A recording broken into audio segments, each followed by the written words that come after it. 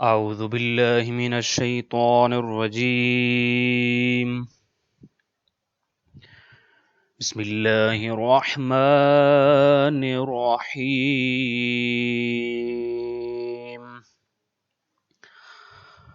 إذ قال لأبيه يا أبت لم تعبد ما لا يسمع ولا يبصر ولا يغني عنك شيئا.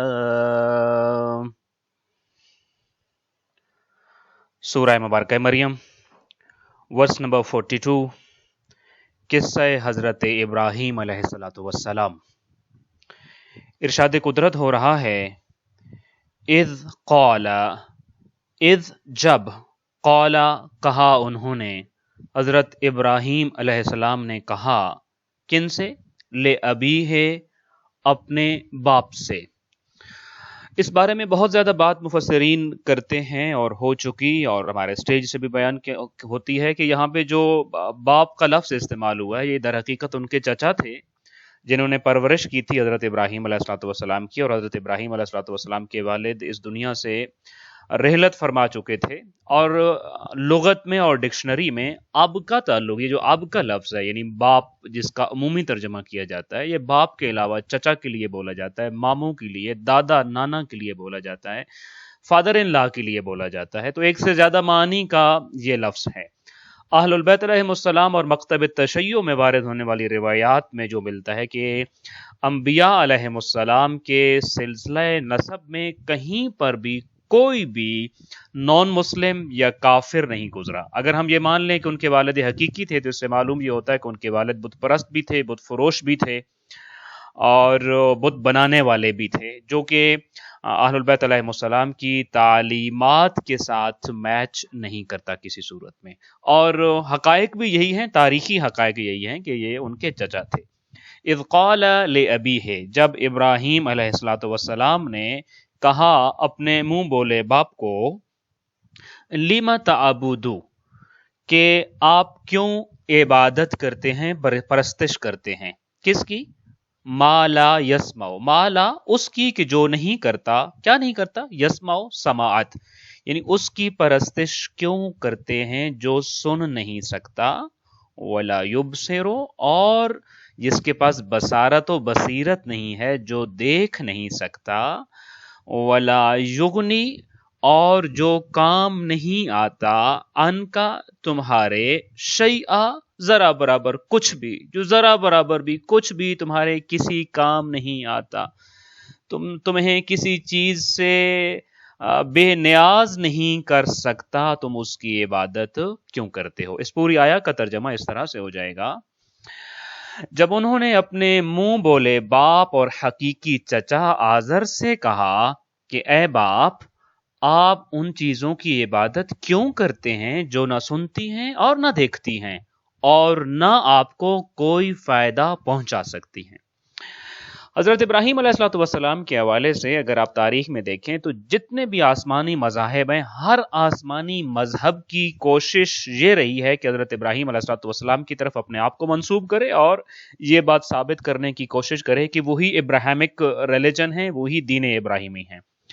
یہودیوں کی یہی کوشش رہی ہمیشہ، اور پھر عیسائیوں کی یہی کوشش رہی، اور قرآن مجید کو تو پھر ببانگ دول یہ کہنا پڑا کہ ما کان ابراہیم یہودیوں ولا نصرانیاً، کہ ابراہیم علیہ السلام کا یہودیوں سے کوئی تعلق نہیں، نصرانیوں سے کوئی تعلق نہیں، بلکہ وہ تو حنیفم مسلمہ تھے اور وہ مسلمان تھے۔ چونکہ ابراہیم کے ساتھ واسطہ اور تعلق پیدا کر دینا آپ کی اتھینٹسٹی کی دلیل بن جاتا ہے۔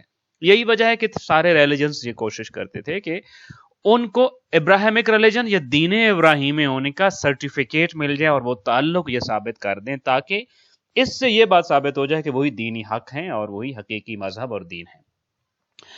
ایک بات یہ، دوسری بات اس آیا سے پہلے جو ڈسکس کرنا ضروری ہے کہ ابراہیم علیہ السلام نبی تھے، رسول تھے، اور پھر ساتھ میں امام بھی تھے، اور انبیاء میں ایک خاص مقام اور مرتبہ ہے حضرت ابراہیم علیہ السلام کا۔ حضرت ابراہیم علیہ السلام کی جو جدوجہد ہے، جو انہوں نے معاشرے میں تبلیغ کا طریقہ کار اختیار کیا، وہ نہ صرف میرے اور آپ کے لیے، نہ صرف ہمارے ہاں ہمارے تنظیمی پلیٹ فارمز کے لیے، ہمارے امام بارگاہوں اور مساجد کی ہیئت اور تنظیموں اور ٹرسٹ جو ہوتے ہیں ان کے لیے، بلکہ اولیاء اللہ اور انبیاء خدا کے لیے بھی نمونہ عمل تھا۔ لہذا انہوں نے جو طریقہ تبلیغ اختیار کیا تھا وہ ایسا ہے کہ جس کے اندر ہر شخص کے لیے، ہر سیٹ اپ کے لیے، ہر تحریک کے لیے اور ہر مقدس مشن کے لیے بہترین قسم کا راہ ہدایت بھی موجود ہے اور بہترین اسوہ حسنہ بھی موجود ہے۔ لہذا اب جب ہم حضرت ابراہیم علیہ السلام سے متعلق یہ آیات تلاوت کر رہے ہیں اور ان کے مطالب کو سمجھنے کی کوشش کر رہے ہیں، تو میں خاص طور پہ اپنے آپ سے اور اپنے تمام لسنرز اور ویورز سے چاہوں گا کہ ہم یہ دیکھیں کہ کہیں نہ کہیں ہم جتنا بھی مذہبی اپروچ رکھتے ہیں اور مذہبی کوئی نہ کوئی دینی فریضہ سر انجام دے رہے ہیں، تو ہم جس دینی فریضے کو سر انجام دے رہے ہیں وہ کوئی تنظیمی سیٹ اپ ہو سکتا ہے، میں نے جیسے عرض کہا آپ کسی بھی جو ہے وہ ورکنگ گروپ کا حصہ ہو سکتے ہیں، اور آپ کسی ٹرسٹ کا حصہ ہو سکتے ہیں، آپ کسی بھی حوالے سے کسی قسم کی ریفارمز کو معاشرے میں لاگو کرنے کے لیے اور بہترین قسم کی تبدیلیاں لانے کے لیے آپ کسی بھی سیٹ اپ کا حصہ ہو سکتے ہیں۔ تو ہمیں یہ دیکھنا ہے کہ کیا وہ طریقہ کار ہم بھی اختیار کر رہے ہیں جو ابراہیم علیہ السلام اختیار کرتے تھے۔ اس آیا میں دو باتیں ہمارے سامنے ہیں کہ حضرت ابراہیم علیہ السلام نے اپنے چچا سے بات کی ہے۔ پہلی بات یہ کہ انہوں نے بات کیا کی اپنے چچا سے، اور دوسری اہم بات یہ کہ ان کا بات کرنے کا انداز کیا تھا۔ کیا بات کی اور بات کرنے کا انداز کیا تھا؟ میں آپ ہی سے ایک سوال پوچھنا چاہوں گا کہ جب ہمارے سامنے یہ دو سوال ہوں کہ جناب ابراہیم علیہ السلام نے اپنے چچا سے بات کیا کی اور دوسرا یہ کہ ان کے بات کرنے کا انداز کیا تھا، تو سب سے پہلے کس چیز پہ گفتگو ہونی چاہیے؟ آیا سب سے زیادہ اہم یہ ہے کہ انہوں نے کیا بات کی، یا یہ بات ہے کہ انہوں نے کس انداز میں بات کی، کس طریقہ کار سے بات کی، ان کا طریقہ کار کیا تھا؟ یقیناً سب سے پہلے اس چیز کو دیکھا جائے گا کہ ان کا طریقہ کار کیا تھا۔ اسی کو دیکھنا ہے اور اسی کو سمجھنا، یعنی بات سے پہلے بات کا طریقہ اہم ہے، بات سے پہلے بات کا انداز اہم ہے۔ جب تک آپ انداز درست نہیں رکھیں گے، درست بات بھی آپ کی درست موقع کے حوالے سے اگر نہ ہو، درست انداز سے نہ ہو، تو نیگیٹو بن جاتی ہے اور نیگیٹو اثرات کی حامل ہو جاتی ہے اور منفی نتائج نکلنا شروع ہو جاتے ہیں اس کے۔ لہٰذا سب سے پہلے انداز جو ہے اور جو طریقہ کار ہے بات کرنے کا، یہاں اس آیا میں حضرت ابراہیم علیہ السلام کے انداز اور طریقہ کار پہ بھی بات کی گئی ہے۔ مثلا ہم جب دیکھتے ہیں کہ جناب ابراہیم علیہ السلام کا بات کرنے کا انداز کیا تھا، تو ہم یہ دیکھتے ہیں کہ قرآن مجید یہ کہتا ہے قال لأبیہ یا ابت۔ یہ دو تین الفاظ ہمیں بہت وسیع مطالب کی طرف بلاتے ہیں۔ سب سے پہلے تو یہ کہ تبلیغ کا آغاز جو ہے وہ کس نقطے سے ہوگا۔ سب سے پہلی بات جو قرآن مجید بتاتا ہے اور حضرت ابراہیم علیہ السلام نے بتائی ہے وہ یہ ہے کہ ہمیشہ تبلیغ اپنے آپ سے اور پھر اپنے گھر سے شروع کی جائے گی۔ یا ابتے، اے بابا جان، اے چچا، یعنی تبلیغ کا آغاز کس معاشرے سے ہوگا؟ اس معاشرے سے ہوگا جس میں آپ کی قوم ہے، جس میں آپ کا قبیلہ ہے، جس میں آپ کی فیملی ہے، جس میں آپ کے اپنے خونی رشتہ دار ہیں، جس میں آپ کے ارحام رہتے ہیں۔ اور یہ صرف حضرت ابراہیم علیہ السلام کے ساتھ خاص نہیں ہے، بلکہ وَأَنذِرْ عَشِيرَتَكَ الْأَقْرَبِينَ، نبی کریم صلی اللہ علیہ وآلہ وسلم کو وہ اپنے عشیرے کو، اپنے فیملی کو، اپنے خاندان کو سب سے پہلے جو ہے وہ تبلیغ کیجئے۔ پھر اسی طریقے سے ایک پورے قرآن مجید میں ایک آیا ہے جو علوم دین کے حصول کی طرف انسان کی رہنمائی کرتی ہے کہ اپنے گھروں سے نکلو، دینی درسگاہوں اور دینی اداروں میں جاؤ اور وہاں جا کر علم دین حاصل کرو۔ وہ سورہ التوبہ ورس نمبر 122۔ اس آیا کو بھی جب ہم پڑھتے ہیں تو ہم دیکھتے ہیں کہ وہ آیا یہ کہتی ہے کہ اب جب تم اپنے علاقے سے چلے گئے، دینی درسگاہوں میں، دینی اداروں میں گئے، تم نے دین سیکھا، فقہ سیکھی، اور اب اگلی سرگرمی آپ کیا کرو گے؟ لِيُنذِرُوا قَوْمَهُمْ إِذَا رَجَعُوا إِلَيْهِمْ، کہ دین سیکھنے کے بعد تم اپنی قوم کے پاس واپس پلٹو گے اور واپس پلٹنے کے بعد وہاں پہ اپنی تبلیغی سرگرمیاں انجام دو گے۔ یعنی ہر نبی کی تبلیغ کا محور اپنی قوم اور اپنا قبیلہ تھا سب سے پہلے، اور اس کے بعد پھر تبلیغ جو ہے وہ وسیع ہوتی گئی ہے۔ آج کے اس معاشرے میں جہاں میں اور آپ دینی تبلیغ کا فریضہ سر انجام دینے کی کوشش کر رہے ہوتے ہیں، تو ہمیں معلوم ہونا چاہیے کہ اس دینی تبلیغ کا آغاز سب سے پہلے میری ذات ہے۔ ہاں، اپنی ذات سے باہر جب ہم قدم رکھنا چاہتے ہیں، سب سے پہلے میرے کلوز ریلیٹیوز، میرے کلوز فیملی سرکل ہے، جس میں میرے ماں باپ ہیں، میرے بہن بھائی ہیں، اور پھر اس کے بعد یوں ہی اپنے فیملی اور اپنے قبیلے کو نکلتے چلے جائیے اور پھر پورے اہل علاقہ کی طرف پھیل جائیے۔ لیکن جب تک اپنا فیملی اور اپنی قوم اور اپنا عشیرہ، جس کو قرآن مجید کے الفاظ میں آپ کے سامنے بیان کر رہا ہوں، جب تک ان کو دینی حوالے سے رہنمائی فراہم نہیں کر دی جائے گی، اس وقت تک حق نہیں بنتا کہ ہم باقی لوگوں کو اپروچ کریں۔ لہذا کسی بھی سیٹ اپ میں ہوتے ہوئے مجھے اور آپ کو سب سے پہلے ان لوگوں کی، اب سب سے پہلے اپنی تبدیلی ہے اور اس کے بعد ان لوگوں کی تبدیلی ہے، پھر جا کے باقی لوگوں کا نمبر اور ان لوگوں کی باری آتی ہے۔ ایک بات تو یہ ہو گئی۔ دوسری بات یہ کہ حضرت ابراہیم علیہ السلام تبلیغ دین حق کرنا چاہتے تھے، دین توحید کرنا چاہتے تھے، علم توحید لہرانا چاہتے تھے، تو آپ نے تبلیغ کا آغاز کس ٹاپک سے کیا؟ یہ بہت اہم بات، پہلے آپ کو یہ سلیکٹ کرنا ہے میں نے کن لوگوں سے بات کرنی ہے، پھر یہ اگلی بات دیکھنی ہے کہ میں نے کس چیز کے بارے میں بات کرنی ہے۔ کس چیز کے بارے میں بات کرنی ہے کے لیے آپ دیکھتے ہیں کہ حضرت ابراہیم علیہ السلام کہتے ہیں لِمَ تَعْبُدُونَ، آپ کیوں عبادت کرتے ہیں؟ یعنی اس کا آپ سادہ ترجمہ یہ کیجئے کہ آپ کو عبادت نہیں کرنی چاہیے، آپ عبادت مت کریں، آپ عبادت نہ کریں۔ اچھا، یہ جو ہے ہماری تبلیغ کے دو حصے ہوتے ہیں۔ ایک ہم کہتے ہیں امر بالمعروف، یعنی نیکیوں کی طرف لوگوں کو بلاتے ہیں، نیکیوں کا حکم دیتے ہیں، نیکیوں کی طرف ان کی دلچسپی پیدا کرتے ہوتے ہیں۔ تبلیغ کا دوسرا چیپٹر ہوتا ہے نہی عن المنکر، یعنی برائیوں کا ان کو شعور دیتے ہیں اور پھر برائیوں سے رکنے کے لیے ان کو آگاہ کرتے ہیں، آمادہ کرتے ہیں، اور پھر برائیوں سے دور کرنے کی کوشش کرتے ہیں۔ سب سے پہلے ہمیں کیا کرنا ہے؟ پہلے نمبر پر آیا امر بالمعروف ہے یا نہی عن المنکر ہے؟ حضرت ابراہیم علیہ السلام کی یہ آیا ابھی آپ کے سامنے موجود، جس کی میں تلاوت کر رہا ہوں کہ یہ ابت لما تعبدون، آپ کیوں عبادت کرتے ہیں؟ آپ کو عبادت نہیں کرنا چاہیے، آپ کو پرستش نہیں کرنا چاہیے ان چیزوں کی کہ جن کی آپ عبادت کر رہے ہیں۔ سو تبلیغ کا آغاز نہی عن المنکر سے، تبدیلی کا آغاز بھی نہی عن المنکر سے ہوگا۔ جب آپ ایک شخص کو تبدیل کرنا چاہتے ہیں یا خود تبدیل ہونا چاہتے ہیں، عموماً ہمارے ہاں یہاں مسٹیک ہو جاتی ہے۔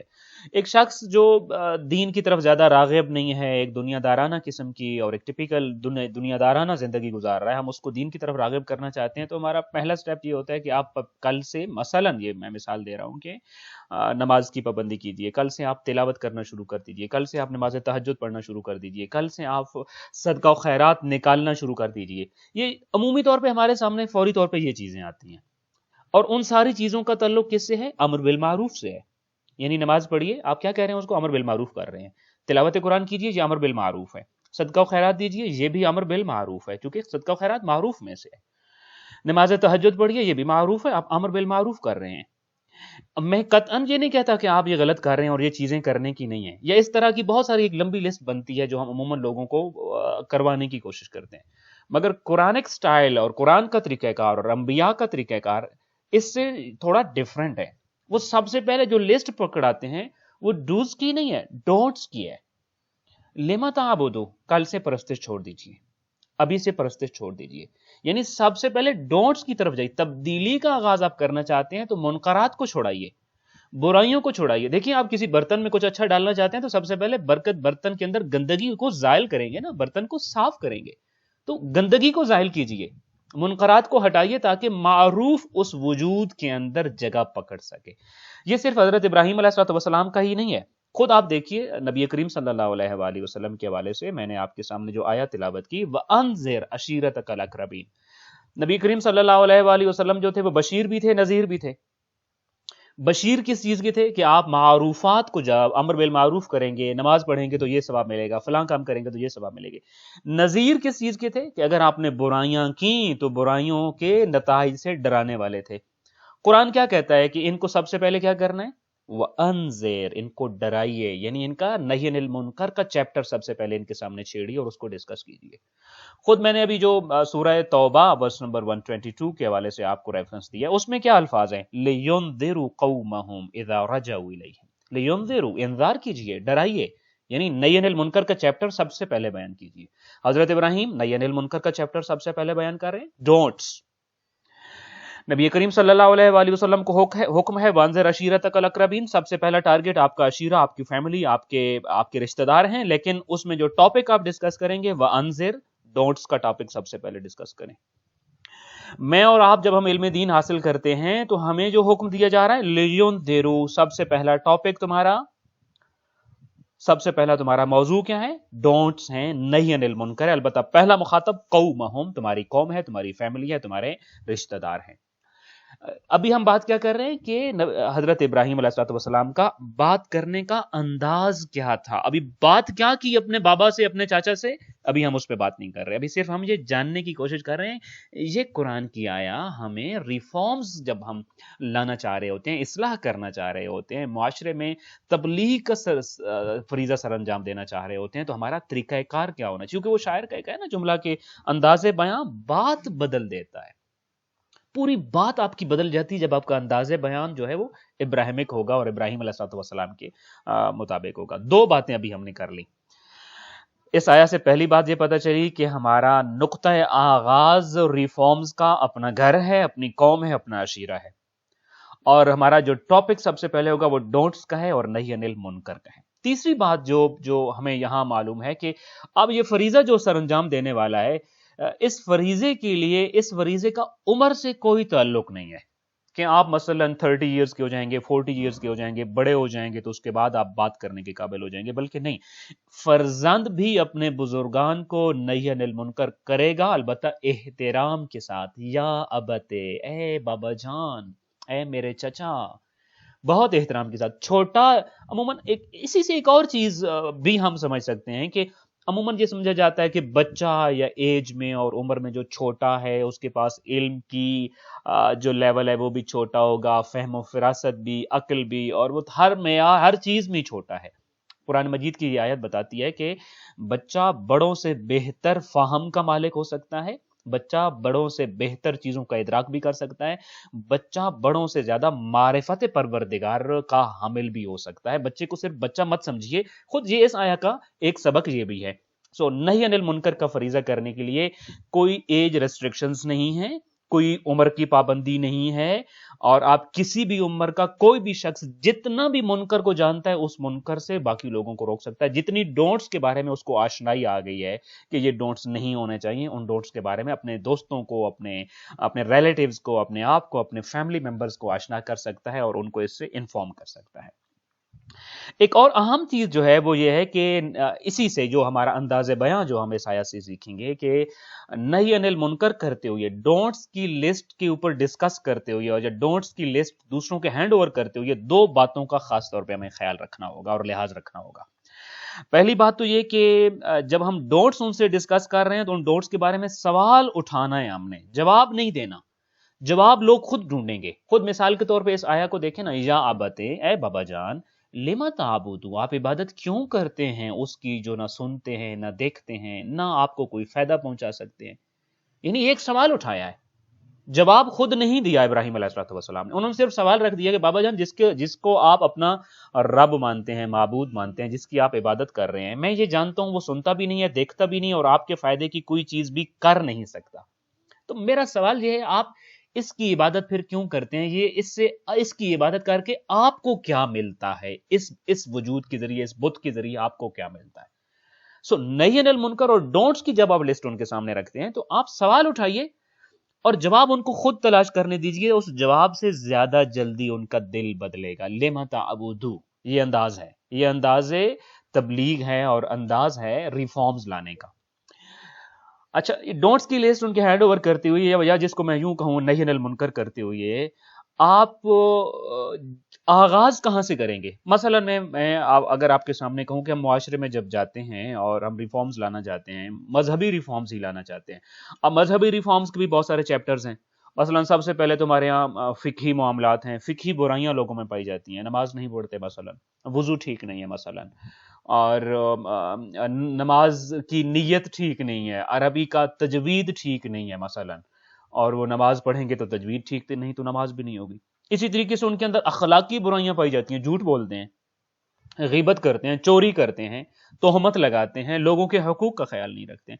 اسی طریقے سے اجتماعی برائیاں پائی جاتی ہیں، معاشرے میں اپنے پڑوسیوں کے حقوق ادا نہیں کر رہے، اپنے ریلیٹیوز کے حقوق ادا نہیں کر رہے، ماں باپ کے فرما بردار نہیں ہے، یہ اجتماعی مسائل ہیں۔ یعنی معاشرے میں تو اتنے زیادہ مسائل ہیں نا، اخلاقی مسائل پائے جاتے ہیں، اجتماعی مسائل پائے جاتے ہیں، فقہی مسائل پائے جاتے ہیں۔ سب سے پہلے جب آپ دینی معاملات میں جا کر ڈونٹس کی لسٹ ہی دینا چاہ رہے ہیں تو کون سے چیپٹر کی ڈونٹس کی لسٹ دیں گے؟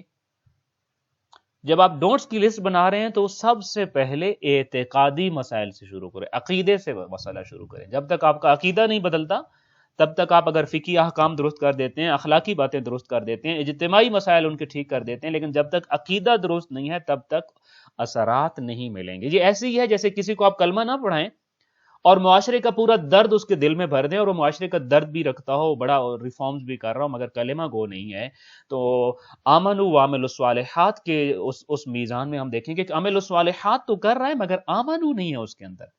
یہ یاد رکھیں، قرآن کا یہ نتیجہ ہے کہ جو قیامت کے دن سرخرو ہوگا وہ صرف عمل الصالحات، عمل صالح اور اچھے کام کرنے والا صرف یہی نہیں ہے، بلکہ اس سے پہلے ضروری ہے آمنو، اس کا عقیدہ درست ہو۔ ڈونٹس کے اوپر کام کرتے ہوئے سب سے پہلے جو ڈونٹس ٹھیک کرنے ہیں، ہم نے امر بالمعروف اور نہی عن المنکر کے فرائض کو انجام دیتے ہوئے نہی عن المنکر میں سب سے پہلے جس چیز کو درست کرنا ہے وہ عقیدہ ہے۔ لما تعبدوا، آپ کیوں عبادت کرتے ہیں؟ یہاں پہ کوئی اور نہیں کہا کہ آپ اپنے رشتہ داروں سے قطع رحم تو نہیں کر رہے، آپ فلاں کے حقوق تو ادا نہیں کر رہے، آپ فلاں چیزوں۔ سب سے پہلے جس ٹاپک کو چھیڑا وہ اعتقادی موضوع ہے، لہٰذا جیسے میں نے ابھی کہا ڈونٹس کی لسٹ کے اوپر کام کرتے ہوئے سب سے پہلے تو سوال اٹھانا ہے، طریقہ کار یہ ہونا چاہیے، اور دوسرا یہ سوال اعتقادات سے شروع ہونا چاہیے، یعنی منکر ہائے اعتقادی سے شروع کریں۔ اعتقادی انحرافات کا سلجھاؤ اولین مرحلہ ہے، اس کے بعد دیگر مراحل آئیں گے۔ اور آخری بات جو ہم انداز بیان سے یہاں سمجھ سکتے ہیں وہ یہ ہے کہ اس عظیم فریضے کو انجام دیتے ہوئے ہم اپنی ذاتی جو بیلونگنگز ہیں اور ذاتی لگاؤ ہے کسی چیز کے ساتھ، اور ذاتی پسند و ناپسند اور خاندانی پسند و ناپسند کے دائرے سے باہر نکلیں گے۔ یعنی اس عظیم فریضے کو اپنی ذاتی پسند اور ناپسند کی اور ذاتی لگاؤ کی نظر نہیں کر دیں گے۔ خوش آمدی نہیں بننا، بلکہ ہمیں مانع از منکرات بننا ہے، ہمیں ڈونٹس کا سب سے بڑا پیامبر بننا ہوتا ہے۔ اس میں آپ میرے کون سے ریلیٹیوز، میرے کون سے رشتہ دار، میرے کون سے حلقہ احباب کے لوگ ہیں جو اس ڈونٹس کا شکار ہوئے پڑے ہیں اور مجھے ان کو نکالنا ہے۔ یہاں مجھے اپنا لگاؤ نہیں دیکھنا کہ اب فلاں شخص کو میں بھلا کیسے کہوں کہ تو بھی غلط کر رہا ہے۔ یہاں پر بھی ہمیں آخری بات جو انداز بیان سے یہاں سمجھ آ رہی ہے کہ خود حضرت ابراہیم علیہ السلام اپنے اس چچا جنہوں نے ان کو پالا ہے، جس کے ہاں یہ رہ رہے ہیں، ان کو بھی منع کر رہے ہیں۔ یہاں تو اب ان کے پاس تو اور کوئی ٹھکانہ بھی نہیں تھا زندگی کا، اور عموماً یہ دیکھیے اگر آپ ہسٹری میں جائیں تو یہ لڑکپن کے تقریباً دن ہیں حضرت ابراہیم علیہ السلام کے۔ اس کے باوجود آپ تمام عواطف سے، تمام لگاؤ اور ذاتی پسند و ناپسند اور مجبوریوں سے الگ ہو کر فریضہ منکر جو ہے نہی عن المنکر کو انجام دے رہے ہیں۔ یہ تو ہو گئی پہلی بات کہ حضرت ابراہیم علیہ السلام نے ایک بات کی ہے اپنے چچا سے، لیکن بات کیا کی ابھی ہم وہ ڈسکس کریں گے۔ سب سے پہلے ہم نے یہ دیکھا ہے ان کا انداز کیا تھا بات کرنے کا۔ اب دوسرا مرحلہ کہ حضرت ابراہیم علیہ السلام نے بات کیا کی۔ حضرت ابراہیم علیہ السلام نے جو بات کی اس کے دو پہلو بنتے ہیں، یا یوں کہہ لیجئے کہ حضرت ابراہیم علیہ السلام نے یہ کہا کہ عبادت کے دو پہلو ہوتے ہیں، دو رکن ہوتے ہیں۔ جب تک عبادت میں دو چیزیں نہ ہو وہ چیز عبادت نہیں کہلا سکتی۔ عبادت کی پہلی چیز یہ ہوتی ہے کہ جس کی آپ عبادت کر رہے ہیں وہ اس عبادت کے بارے میں جو ہے وہ عالم ہو، یعنی اس عبادت کو سوچتا ہو، سمجھتا ہو، سمجھ سکتا ہو، اور پھر اس عبادت سے راضی بھی ہو سکتا ہو۔ دوسری بات یہ کہ جس کی آپ عبادت کر رہے ہیں وہ آپ کی مشکلات حل کرنے کی قدرت و صلاحیت رکھتا ہو، اور اپنی عبادت کرنے والے کی حاجات ہیں، اس کی ضروریات ہیں، اس کے سوالات ہیں، وہ بھی پوری کر سکتا ہو۔ ایسی چیز جو اس چیز کی عالم ہی نہیں ہے کہ کون میری عبادت کر رہا ہے، جیسے پتھر ہے، مثلا لکڑی ہے، جس کو اس چیز کا شعور بھی نہیں کہ میری عبادت کی جا رہی ہے، اس عبادت کرنے والے کو دیکھ بھی نہیں سکتا، سن بھی نہیں سکتا، اس کے اس عبادت کے فعل سے وہ معلوم ہی نہیں ہے اسے کہ یہ میرے سامنے عبادت کا فعل انجام دیا جا رہا ہے، اس کا عالم ہی نہیں ہے۔ جو چیز اس چیز کا علم ہی نہیں رکھتی وہ فائدہ کیسے پہنچائے گی؟ لہٰذا عبادت جس کی بھی کی جاتی ہے اس کے اندر دو شرائط کا پایا جانا ضروری ہے. پہلی چیز اس کے اندر شعور ہو، ما لا یسمع ولا یبصر کا مطلب یہ اس کے اندر شعور ہو. جو بھی آپ کا معبود ہے، جس کو بھی آپ پوجتے ہیں، جس کی بھی آپ عبادت کرتے ہیں، جس کی بھی آپ پرستش کرتے ہیں، اس کے اندر شعور ہونا چاہیے کہ کون میری عبادت کس سلیقے اور کس طریقے سے انجام دے رہا ہے، اور پھر اس عبادت پہ راضی ہو کر اس کی مشکلات حل کرنے کی قدرت اور صلاحیت بھی ہو، اس کی حاجتیں پوری کرنے کی، اس کی ضرورتیں اس کو عطا کرنے کی، اس کے سوالات کے اس کو جوابات دینے کی اور اس کے سوال پورے کرنے کی اور اس کو عطا کرنے کی صلاحیت بھی رکھتا ہو. حضرت ابراہیم علیہ الصلوۃ والسلام کا سوال یہی تھا، چچا جان جس کی آپ پرستش کر رہے ہیں اس میں تو اتنا شعور بھی نہیں اس کو پتہ چلے کہ اس وقت آزر میرے سامنے کھڑا ہے. جس کو یہ ہی نہیں پتا میرے سامنے آزر کھڑا ہے، اس کو کیا پتا آزر کی ضروریات کیا ہیں، مجبوریاں کیا ہیں، اور مشکلات کیا ہیں، حاجات کیا ہیں. وہ دے گا کیسے آپ کو جو آپ کا شعور ہی نہیں رکھتا؟ وہ آپ کے مسائل کا کیا شعور رکھتا ہے؟ وہ آپ کی مشکلات کا کیا شعور رکھتا ہے؟ لہٰذا اس کی عبادت کیجئے جو آپ کے بارے میں، آپ کی دعاؤں کے بارے میں شعور بھی رکھتا ہو، آپ کو عطا کرنے کی صلاحیت بھی رکھتا ہو.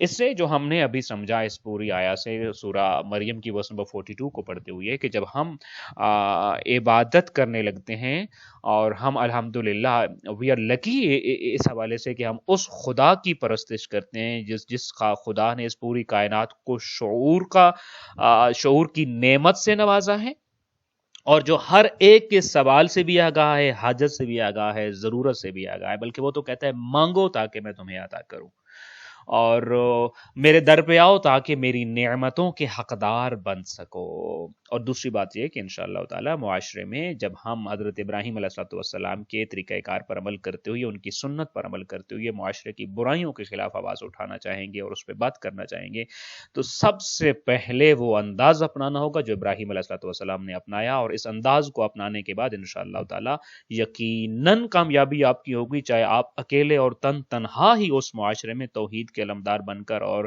ریفارمز کا علم لے کر کیوں نہ اٹھے ہوں. دعائے خالق کائنات حضرت ابراہیم علیہ الصلوۃ والسلام کی سیرت پر عمل کرنے والے تمام لوگوں کو اپنی حفظ و امان میں رکھے. عزاداری امام حسین علیہ الصلوۃ والسلام جو کہ حضرت ابراہیم علیہ الصلوۃ والسلام کے مشن کا تتمہ بھی ہے اور تکملہ بھی ہے، اس کو انجام دینے والے تمام عزاداروں کی حفاظت فرمائے. السلام علیکم ورحمۃ اللہ وبرکاتہ.